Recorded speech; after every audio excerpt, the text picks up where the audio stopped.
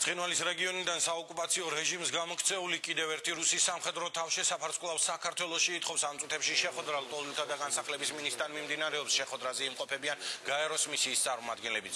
ჩემი კოლეგა ნინო სამყურაშვილი საუბრობს პირდაპირ ეთერში.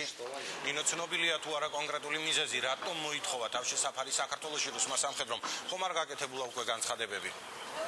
დიახ, განცხადებები უკვე გაკეთდა და რიგითი 25 წლის ვიტალი ხრიპუნის საქართველოში გადმოსვლის მიზეზი გახდა ის ფაქტი და ის გაუსაძლისი მდგომარეობა, რაც ოკუპირებულ ტერიტორიებზე არის და როგორც თვითონ აცხადებს რიგითი ვიტალი ხრიპუნი მისთვის წარმოუდგენელი იყო ის მდგომარეობა და აბსოლუტურად გაუსაძლისი, რაც ხდებოდა სამხედრო ნაწილებში, ამიტომ პოლიტიკური თავშესაფარით საქართველოს ხელისუფლებას თხოვა. ვიტალი ხრიპუნი თავდაპირველად მსახურობდა სინაგურში, ხოლო შემდეგ 2009 წლის 6 დეკემბრიდან უკვე ის ცხინვალში გადავიდა.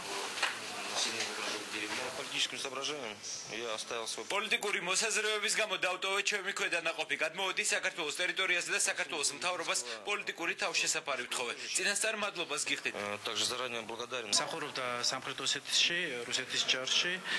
მიზეზი ეს არის 4 თვიანი პროცედურა და მივანიჭებ თუ არა გავარკვევთ ამ პროცედურების დროს. ცუდად ექცეოდნენ საქართველოს ქართულ მოსახლეობას, ასევე სამხრეთ ოსეთის ოსურ მოსახლეობას და ეს იყო ეწინააღმდეგებოდა მის მორალს.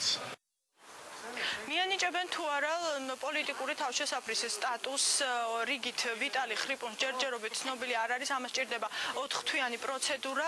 მე კი შეგახსენებთ, რომ ეს არის პირველი შემთხვევა, როდესაც